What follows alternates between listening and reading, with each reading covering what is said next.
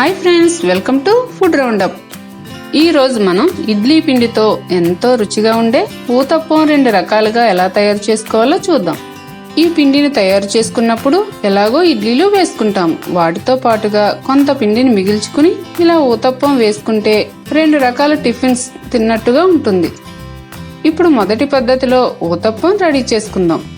దీని తయారీ కోసం ముందుగా ఇడ్లీ పిండిని సిద్ధం చేసుకోవాలి. ఈ ఇడ్లీ పిండిని ఎలా తయారు చేసుకోవాలో డిస్క్రిప్షన్ లో లింక్ ఉంటుంది, చూడండి.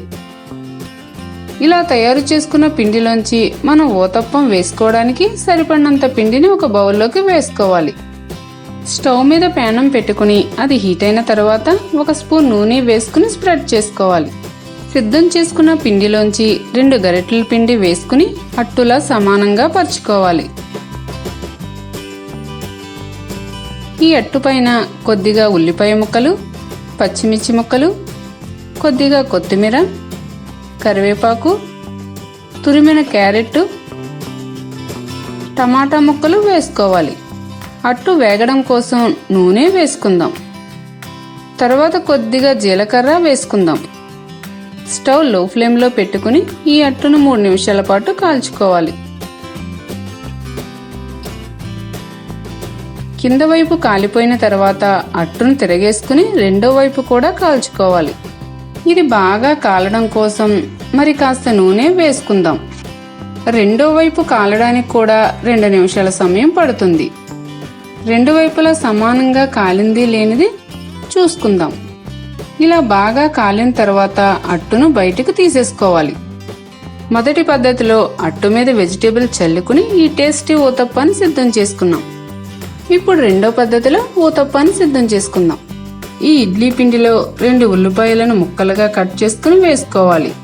1 టమాటాను ముక్కలుగా చేసుకుని వేసుకుందాం. 1 క్యారెట్ తురుముకుని వేసుకోవాలి. 1 పచ్చిమిరపకాయ ముక్కలు, కొద్దిగా కొత్తిమీర, కరివేపాకు వేసుకోవాలి. 1 పావు స్పూన్ ఉప్పు వేసుకుని పిండిలో ఇవన్నీ కలిసేలా కలుపుకోవాలి.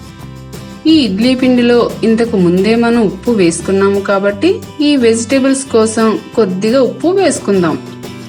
వీటితో పాటు బీన్స్, పచ్చి బఠానీ, బీట్రూట్ లాంటివి కూడా వేసుకుని తయారు చేసుకోవచ్చు.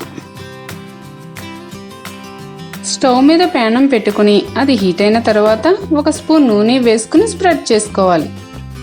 సిద్ధం చేసుకున్న పిండిలోంచి 3 గరిటెల పిండి వేసుకుని అట్టులా సమానంగా పరుచుకోవాలి.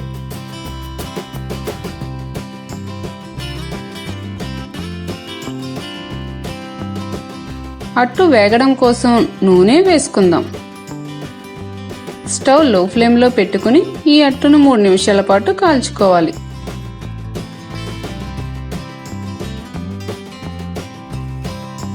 కింద వైపు కాలిపోయిన తర్వాత అట్టును తిరగేసుకుని రెండో వైపు కూడా కాల్చుకోవాలి. ఇది బాగా కాలడం కోసం మరి కాస్త నూనె వేసుకుందాం. రెండో వైపు కాలడానికి కూడా 2 నిమిషాల సమయం పడుతుంది. 2 వైపులా సమానంగా కాలింది లేనిది చూసుకుందాం. ఇలా బాగా కాలిన తర్వాత అట్టును బయటకు తీసేసుకోవాలి. రెండో పద్ధతిలో కూడా ఊతప్పం రెడీ అయిపోయింది. చూసారుగా, 2 రకాల ఊతప్పాలను చాలా సింపుల్ గా రెడీ చేసుకున్నాం. వీటిని కొబ్బరి చట్నీతో కానీ పల్లీ చట్నీతో కానీ నంజుకుని తింటే చాలా టేస్టీగా ఉంటుంది. మీరు కూడా ఊతప్పాలను తయారు చేసుకుని టేస్ట్ చేసి మీ అభిప్రాయాలను మా కామెంట్స్ రూపంలో తెలియజేయండి. ఈ వీడియో మీకు నచ్చినట్లయితే లైక్ చేయండి, షేర్ చేయండి. మరిన్ని మా వీడియోల కోసం ఫుడ్ రౌండప్ ఛానల్ని సబ్స్క్రైబ్ చేయడం మర్చిపోకండి.